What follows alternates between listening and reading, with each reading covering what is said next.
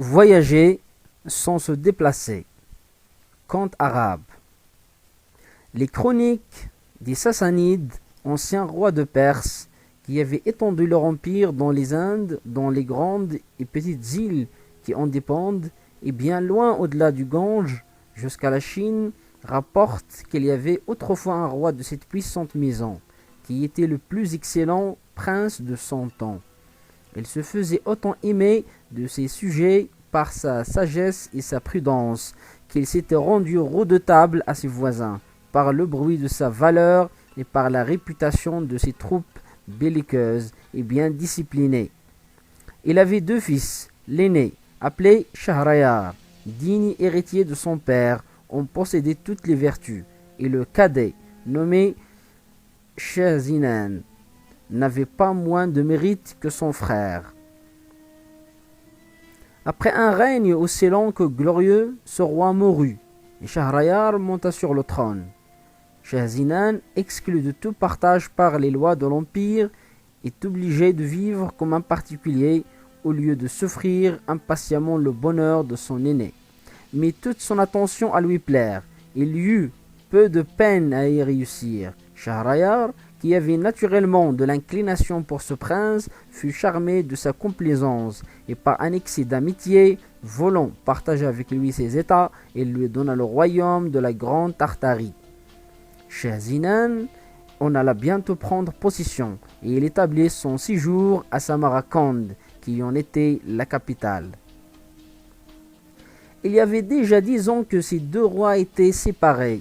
Lord Shahrayar, souhaitant passionnément de revoir son frère, résolut de lui envoyer un ambassadeur pour l'inviter à venir à sa cour. Il choisit pour cette ambassade son premier vizir, qui partait avec une suite conforme à sa dignité, et fit toute la diligence possible.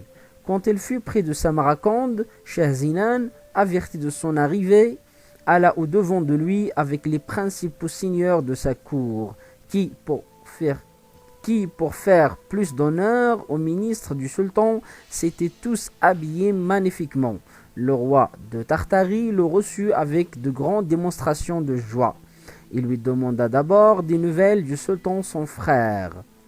Le vizir satisfit sa curiosité, après quoi il exposa le sujet de son ambassade. Shahzinan en fut touché. « Sage vizir, dit-il, le sultan mon frère me fait trop d'honneur, et il ne pouvait rien me proposer qui me fût plus agréable. S'il souhaite de me voir, je suis pressé de la même envie. Le temps qui n'a point diminué son amitié n'a point affaibli la mienne. Mon royaume est tranquille, et j'en veux que 10 jours pour me mettre en état de partir avec vous. Ainsi, il n'est pas nécessaire que vous entriez dans la ville pour si peu de temps. Je vous prie de vous arrêter dans cet endroit et d'y faire dresser vos tentes. Je vais ordonner qu'on vous apporte des rafraîchissements en abondance pour vous et pour toutes les personnes de votre suite. » Cela fut exécuté sur le champ. Le roi fut à peine rentré dans Samarcande que le vizir vit arriver une prodigieuse quantité de toutes sortes de provisions, accompagnées de régals et de présents d'un très grand prix. Cependant, Shahzinan, se disposant à partir, régla les affaires les plus pressantes, établit un conseil pour gouverner son royaume pendant son absence, et mit à la tête de ce conseil un ministre dont la sagesse lui était connue et en qui il avait une entière confiance. Au bout de 10 jours, ses équipages étant prêts, il dit adieu à la reine, sa femme, sortit sur le soir de Samarcande et, suivi des officiers qui devaient être du voyage, il se rendit au pavillon royal qu'il avait fait dresser auprès des tentes du vizir. Il s'entretint avec cet ambassadeur jusqu'à minuit. Alors, voulant encore une fois embrasser la reine, qu'il aimait beaucoup, il retourna seul dans son palais. Il alla droit à l'appartement de cette princesse qui, ne s'attendant pas à le voir, avait reçu dans son lit un des derniers officiers de sa maison. Il y avait déjà longtemps qu'ils étaient couchés, et ils dormaient d'un profond sommeil. Le roi entra sans bruit, se faisant un plaisir de surprendre par son retour une épouse dont il se croyait tendrement aimé. Mais quelle fut sa surprise lorsqu'à la clarté des flambeaux qui ne s'éteignit jamais la nuit dans les appartements des princes et des princesses. Il aperçut un homme dans ses bras.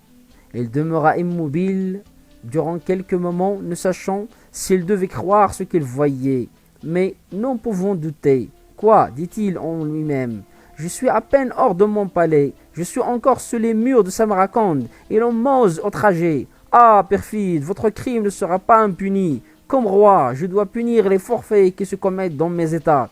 Comme époux offensé, il faut que je vous émole à mon injuste ressentiment. Enfin, ce malheureux prince, cédant à son premier transport, tira son sabre, s'approcha du lit et d'un seul coup fit passer le coupable du sommeil à la mort. Ensuite, les prenant l'un après l'autre, il les jeta par une fenêtre dans le fossé dont le palais était environné. S'étant vengé de cette sorte, il sortit de la ville comme il y était venu et se retira sous son pavillon. Et il n'y fut plus tôt arrivé que, sans parler à personne de ce qu'il venait de faire, il ordonna de plier les tentes et de partir. Tout fut bientôt prêt, et il n'était pas jour encore qu'on se mit en marche au son des timbales et de plusieurs autres instruments qui inspiraient de la joie à tout le monde, hormis au roi. Ce prince, toujours occupé de l'infidélité de la reine, était en proie à une affreuse mélancolie qui ne le quitta point pendant tout le voyage. Lorsqu'il fut près de la capitale des Indes, il vit venir au-devant de lui le sultanat, Shahrayar avec toute sa cour.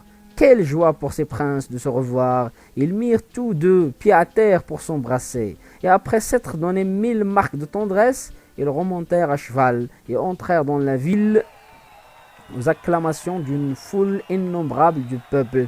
Le sultan conduisit le roi, son frère, jusqu'au palais qu'il lui avait fait préparer. Ce palais communiquait au sien par un même jardin. Il était d'autant plus magnifique qu'il était consacré aux fêtes et au divertissement de la cour, et on en avait encore augmenté la magnificence par de nouveaux ameublements. Shahrayar quitta d'abord le roi de Tartarie pour lui donner le temps d'entrer au bain et de changer d'habit. Mais dès qu'il sut qu'il en était sorti, il vint le retrouver. Ils s'assirent sur un sofa, et comme les courtisans se tenaient éloignés par respect, ces deux princes commencèrent à s'entretenir de tout ce que deux frères encore plus unis par l'amitié que par le sang ont à se dire après une longue absence. L'heure du souper étant venue, ils mangèrent ensemble, et après le repas, ils reprirent leur entretien, qui dura jusqu'à ce que Shahrayar, s'apercevant que la nuit était fort avancée, se retira pour laisser reposer son frère. L'infortuné Shahzinan se coucha, mais si la présence du sultan son frère avait été capable de suspendre pour quelque temps ses chagrins, ils se réveillèrent alors avec violence. Au lieu de goûter le repos dont il avait besoin, il ne fit que rappeler dans sa mémoire les plus cruelles réflexions. Toutes les circonstances de l'infidélité de la reine se présentaient si vivement ainsi à son imagination qu'il en était hors de lui-même. Enfin, ne pouvant dormir, il se leva et se livrant tout entier à des pensées si affligeantes, il parut sur son visage une impression de tristesse que le sultan ne manqua pas de remarquer. « Qu'a donc le roi de Tartarie ?» disait-il. « Qui peut causer ce chagrin que je lui vois ? Aurait-il sujet de se plaindre de la réception que je lui ai faite? Non, je l'ai reçu comme un frère que j'aime, et je n'ai rien là-dessus à me reprocher. Peut-être se voit-il à regret éloigné de ses états ou de la reine sa femme. Ah, c'est cela qui l'afflige. Il faut que je lui fasse incessamment les présents que je lui destine, afin qu'il puisse partir quand il lui plaira, pour s'en retourner à Samarcande. » Effectivement, dès le lendemain, il lui envoya une partie de ses présents qui étaient composés de tout ce que les Indes produisent de plus rare, du plus riche et du plus singulier. Il ne laissait pas ni non moins d'essayer de le divertir tous les jours par de nouveaux plaisirs, mais les fêtes les plus agréables, au lieu de le réjouir, ne faisaient qu'irriter ses chagrins. Un jour, Shahrayar ayant ordonné une grande chasse à 2 journées de sa capitale, dans un pays où il y avait particulièrement beaucoup de cerfs. Shahzinan le pria de le dispenser de l'accompagner, en lui disant que l'état de sa santé ne lui permettait pas d'être de la partie. Le sultan ne voulut pas le contraindre, le laissa en liberté et partit avec toute sa cour pour aller prendre ce divertissement. Après son départ, le roi de la Grande Tartarie, se voyant seul, s'enferma dans son appartement. Il s'assit à une fenêtre qui avait vue sur le jardin. Ce beau lieu et le ramage d'une infinité d'oiseaux qui effusaient leur retraite lui auraient donné du plaisir s'il eût été capable d'en ressentir. Mais toujours déchiré par le souvenir funeste de l'action infâme de la reine, il arrêtait moins souvent ses yeux sur le jardin qu'il ne les levait au ciel pour se plaindre de son malheureux sort. Néanmoins, quelque occupé qu'elle fût de ses ennuis, il ne laissait pas d'apercevoir un objet qui attira toute son attention. Une porte secrète du palais du sultan s'ouvrit tout à coup, et il en sortit 20 femmes, au milieu desquelles marchait la sultane, d'un air qui la faisait aisément distinguer. Cette princesse, croyant que le roi de la Grande Tartarie était aussi à la chasse, s'avança avec fermeté jusque sous les fenêtres de l'appartement de ce prince, qui, volant par curiosité l'observer, se plaça de manière qu'il pouvait tout voir sans être vu. Il remarqua que les personnes qui accompagnaient la sultane, pour bannir toute contrainte, se découvrirent le visage qu'elle avait eu couvert jusqu'alors, et quittèrent de longs habits qu'elle portait par-dessus d'autres plus courts. Mais il fut dans un extrême étonnement de voir que dans cette compagnie, qui lui avait semblé toute composée de femmes, il y avait 10 noirs, qui prirent chacun leur maîtresse. La sultane, de son côté, ne demeura pas longtemps sans amant. Il frappa des mains en criant « Massoud, Massoud !» Et aussitôt un autre noir descendit du haut d'un arbre et courut à elle avec beaucoup d'empressement. La pudeur ne me permet pas de raconter tout ce qui se passa entre ces femmes et ces noirs. Et c'est un détail qu'il n'est pas besoin de faire. Il suffit de dire que Shahzinan en vit assez pour juger que son frère n'était pas moins à plaindre que lui. Les plaisirs de cette troupe amoureuse durèrent jusqu'à minuit. Ils se baignèrent tous ensemble dans une grande pièce d'eau qui faisait un des plus beaux ornements du jardin. Après quoi, ayant repris leurs habits, ils rentrèrent par la porte secrète dans le palais du sultan. Et Mas'ud, qui était venu de dehors par-dessus la muraille du jardin, s'en retourna par le même endroit. Comme toutes ces choses s'étaient passées sous les yeux du roi de la Grande Tartarie, ils lui donnèrent lieu de faire une infinité de réflexions. Que j'avais peu raison, disait-il, de croire que mon malheur était si singulier. C'est sans doute l'inévitable destinée de tous les maris, puisque le sultan, mon frère, le souverain de tant d'États, le plus grand prince du monde, n'a pu l'éviter. Cela étant, quelle faiblesse de me laisser consumer de chagrin. Sans effet, le souvenir d'un malheur si commun ne troublera plus désormais le repos de ma vie. En effet, dès ce moment, il cessa de s'affliger. Et comme il n'avait pas voulu souper, qu'il n'eût vu toute la scène qui venait de se jouer sous ses fenêtres. Il fit servir alors, mangea de meilleur appétit qu'il n'avait fait depuis son départ de Samarcande, et entendait même avec quelque plaisir un concert agréable de voix et d'instruments dont on accompagna le repas. Les jours suivants, il fut de très bonne humeur. Lorsqu'il sut que le sultan était de retour, il alla au-devant de lui et lui fit son compliment d'un air enjoué. Shahriyar, d'abord, ne prit pas garde à ce changement. Il ne songea qu'à se plaindre obligeamment de ce que ce prince avait refusé de l'accompagner à la chasse, et sans lui donner le temps de répondre à ses reproches. Il lui parla du grand nombre de cerfs et d'autres animaux qu'il avait pris, et enfin du plaisir qu'il avait eu. Shahzinan, après l'avoir écouté avec attention, prit la parole à son tour, comme il n'avait plus de chagrin qui l'empêchait de faire paraître combien il avait d'esprit. Il dit 1000 choses agréables et plaisantes. Le sultan, qui s'était attendu à le retrouver dans le même état, où il l'avait laissé, fut ravi de le voir si gai. Mon frère, lui dit-il, je rends grâce au ciel de l'heureux changement qu'il a produit en vous pendant mon absence. J'en ai une véritable joie. Mais j'ai une prière à vous faire, et je vous conjure de m'accorder ce que je vais vous demander. Que pourrais-je vous refuser? Répondit le roi de Tartarie. Vous pouvez tout sur Shazinan. Parlez, je suis dans l'impatience de savoir ce que vous souhaitez de moi. Depuis que vous êtes dans ma cour, reprit Schahriar, je vous ai vu plonger dans une noire mélancolie que j'ai vainement tenté de dissiper par toutes sortes de divertissements. Je me suis imaginé que votre chagrin venait de ce que vous étiez éloigné de vos états. J'ai cru même que l'amour y avait beaucoup de part, et que la reine de Samarcande, que vous avez dû choisir d'une beauté achevée, en était peut-être la cause. Je ne sais si je me suis trompé dans ma conjecture, mais je vous avoue que c'est particulièrement pour cette raison que je n'ai pas voulu vous importuner là-dessus, de peur de vous déplaire. Cependant, sans que j'y ai contribué en aucune manière, je vous trouve à mon retour de la meilleure humeur du monde et l'esprit entièrement dégagé de cette noire vapeur qui ont troublé tout l'enjouement. Dites-moi, de grâce, pourquoi vous étiez si triste et pourquoi vous ne l'êtes plus?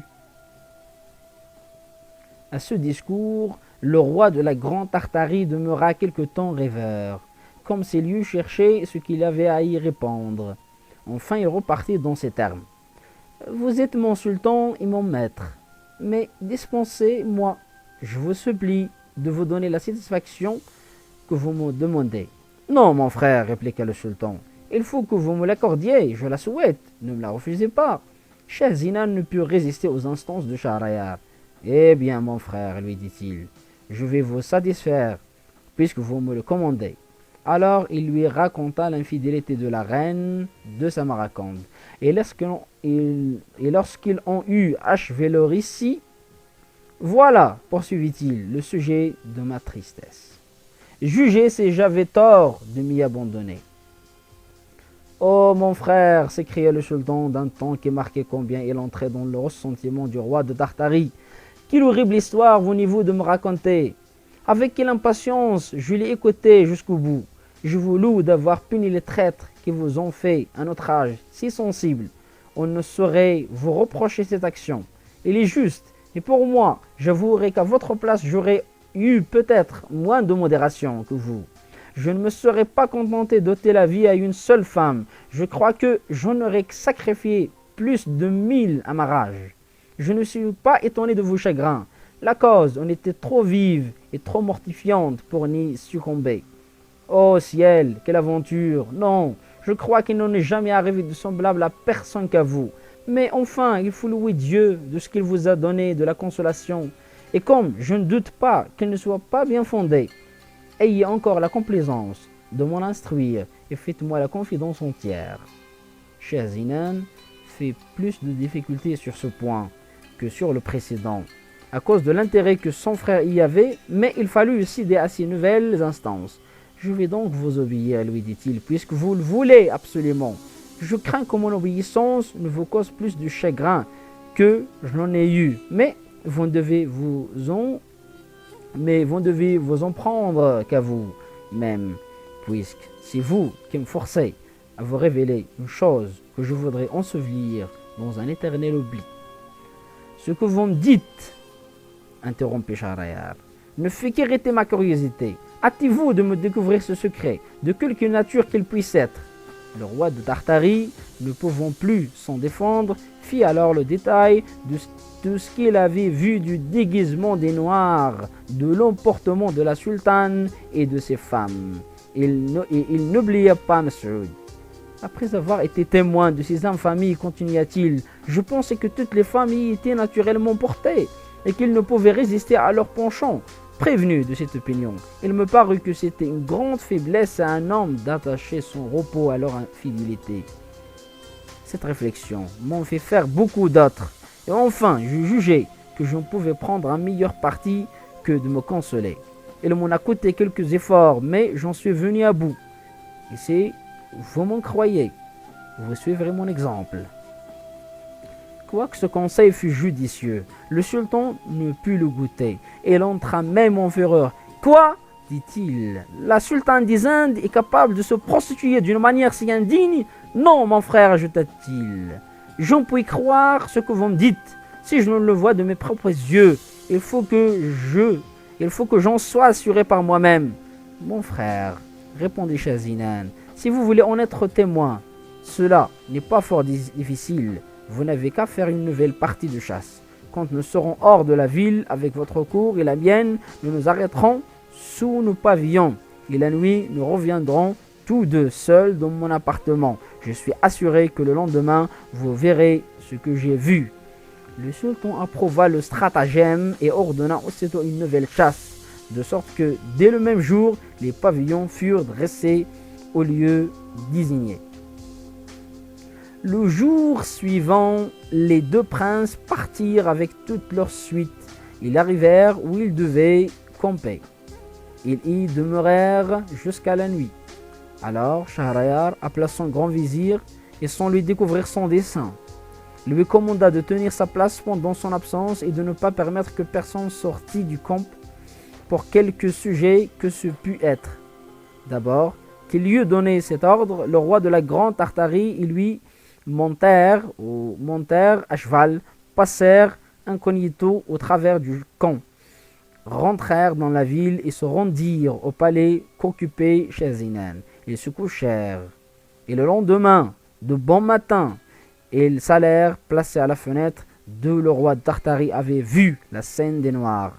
Ils jouirent quelque temps de la fraîcheur, car le soleil n'était pas encore levé. Et, en s'entretenant, ils jetaient souvent les yeux du côté de la porte secrète.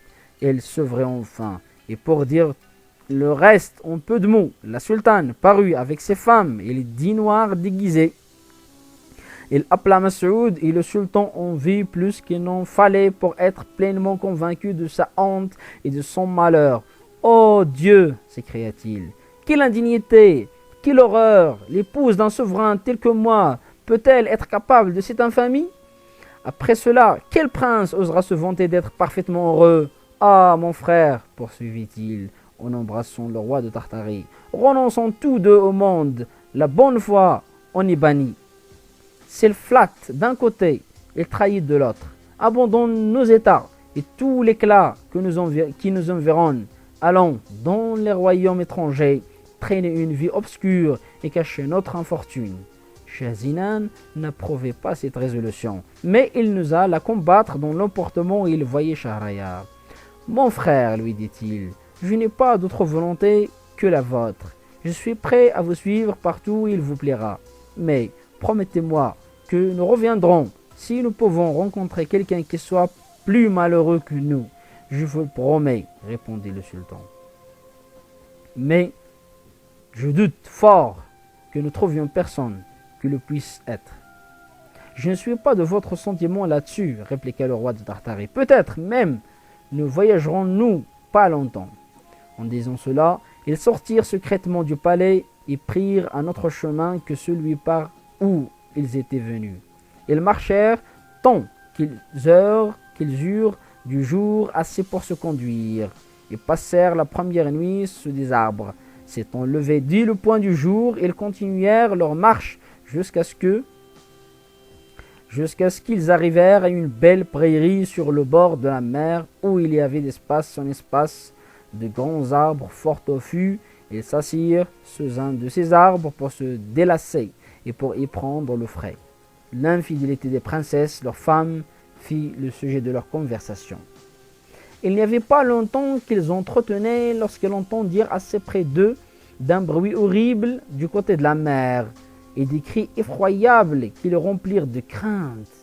Alors la mer s'ouvrit et il s'en éleva comme une grosse colonne noire qui semblait s'aller perdre dans les nues. Cet objet redoubla leur frayeur. Ils se levèrent promptement et montèrent au haut de l'arbre qui leur parut le plus propre à les cacher. Et ils furent à peine montés que, regardant vers l'endroit d'où le bruit partait et où la mer s'était entr'ouverte, ils remarquèrent que la colonne noire s'avançait vers le rivage en fond dans l'eau. Ils ne purent dans le moment démêler ce que pouvait être, mais ils en furent bientôt éclaircis. C'était un de ces génies qui sont malins, malfaisants et ennemis mortels des hommes. Il était noir et hideux, avait la forme d'un géant d'une hauteur prodigieuse et portait sur sa tête une grande caisse de verre fermée à 4 serrures d'acier fin.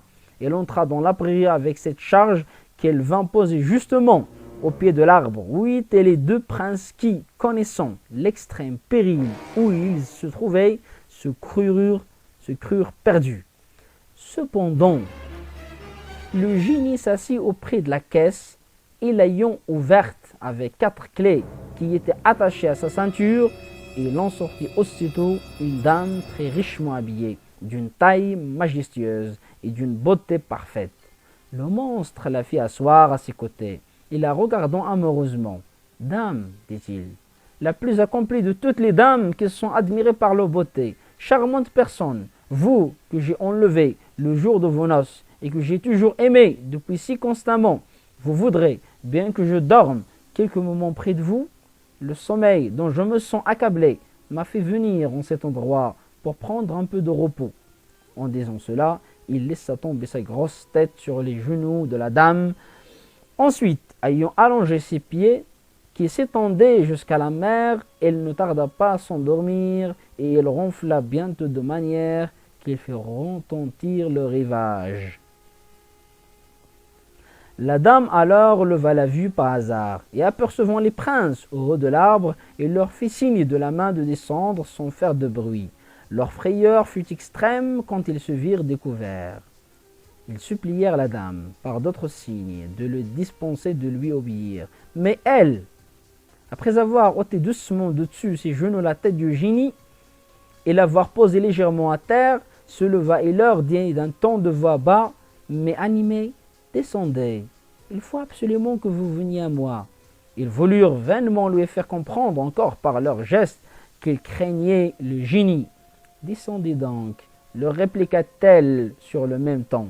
Si vous vous hâtez de m'obéir, je vais l'éveiller, et je lui demanderai moi-même votre mort. » Ces paroles intimidèrent tellement les princes qu'ils commencèrent à descendre avec toutes les précautions possibles pour ne pas éveiller le génie. Lorsqu'ils furent en bas, la dame les prit par la main et, s'étant un peu éloignée avec eux sous les arbres, elle leur fit librement une proposition très vive. Ils la rejetèrent d'abord, mais elle les obligea par de nouvelles menaces à l'accepter.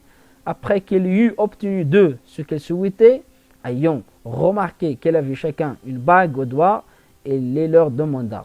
Sitôt qu'elle les eut entre les mains, elle alla prendre une boîte du paquet où était sa toilette. Elle en tira un fil garni d'autres bagues de toutes sortes de façons et le leur montrant. « Savez-vous bien, dit-elle, ce que signifiaient ces joyaux ?»« Non, répondirent-ils, mais il ne tiendra qu'à vous de nous l'apprendre. Ce sont, reprit-elle, les bagues de tous les hommes à qui j'ai fait part de mes faveurs. Il y en a à 98, bien comptés, que je garde pour me souvenir d'eux. Je vous ai demandé les vôtres pour la même raison, et afin d'avoir la centaine accomplie. Voilà donc, continua-t-elle, sont un mot que j'ai eu jusqu'à ce jour, malgré la vigilance et les précautions de ce vilain génie qui ne me quitte pas. Il a beau m'enfermer dans cette caisse de verre et me tenir caché au fond de la mer, je ne laisse pas de tromper ses soins. Vous voyez par là que, quand une femme a formé un projet, il n'y a point de mari, ni d'amant, qui puisse en empêcher l'exécution. Les hommes feraient mieux de ne pas contraindre les femmes, ça serait le moyen de les rendre sages. La dame, leur ayant parlé de la sorte, passa leur bague dans le même fil où étaient enfilés les autres. Il s'assit ensuite comme auparavant, se leva la tête du génie qui ne se réveilla point, la remit sur ses genoux et fit signe au prince de se retirer. Ils reprirent le chemin par où ils étaient venus, et lorsqu'ils eurent perdu de vue la dame et le génie, Shahrayar dit à Shahzinan, « Eh bien, mon frère, que pensez-vous de l'aventure qui vient de nous arriver? Le génie n'a-t-il pas une maîtresse bien fidèle? Et ne convenez pas, vous, que rien n'est égal à la malice des femmes? Oui, mon frère, dit le roi de la Grande Tartarie. Et vous devez aussi demeurer d'accord que le génie est plus à plaindre et plus malheureux que nous. C'est pourquoi, puisque nous avons trouvé ce que nous cherchions, retournons dans nos états. Et que cela ne nous empêche pas de nous marier. Pour moi, je sais par quel moyen je prétends que la foi qui m'est due me soit inviolablement conservée. Je ne veux pas m'expliquer présentement là-dessus, mais vous en apprendrez un jour des nouvelles et je suis sûr que vous suivrez mon exemple. Le sultan fut de l'avis de son frère et continuant tous deux de marcher, ils arrivèrent au camp sur la fin de la nuit du 3e jour qu'ils étaient partis. La nouvelle du retour du sultan s'y était répandue. Les courtisans se rendirent de grand matin devant son pavillon. Il les fit entrer, les reçut d'un air plus riant qu'à l'ordinaire, et leur fit à tous des gratifications. Après quoi, leur ayant déclaré qu'il ne voulait pas aller plus loin, il leur commanda de monter à cheval, et il retourna bientôt à son palais. À peine fut-il arrivé qu'il courut à l'appartement de la sultane. Il la fit lier devant lui, il la livra son grand vizir, avec ordre de la faire étrangler. Ce que ce ministre exécuta, sans s'informer quel crime il avait commis. Le prince irrité n'en demeura pas là, il coupa la tête de sa propre main à toutes les femmes de la sultane. Après ce rigoureux châtiment, persuadé qu'il n'y avait pas une femme sage pour prévenir les infidélités de celles qu'elle prendrait à l'avenir, il résolut d'en épouser une chaque nuit et de la faire étrangler le lendemain. S'étant imposé cette loi cruelle, il jura qu'il l'observerait immédiatement après le départ du roi de Tartarie, qui prit bientôt congé de lui et se mit en chemin chargé de présents magnifiques. Shahzinan étant parti, Shahrayar ne manqua pas d'ordonner à son grand vizir de lui amener la fille d'un de ses généraux d'armée. Le vizir obéit. Le sultan coucha avec elle, et le lendemain, en la lui remettant entre les mains pour la faire mourir, il lui commanda de lui en chercher une autre pour la nuit suivante. Quelque répugnance qu'eut le vizir à exécuter de semblables ordres.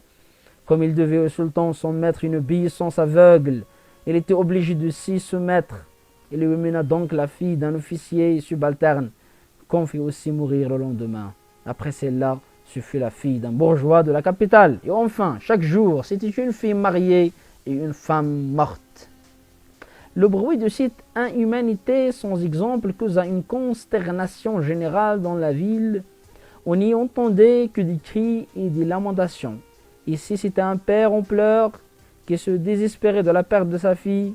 Et là, c'était de tendres mères qui, craignant pour les leurs la même destinée, faisaient par avance retentir l'air de leur gémissement.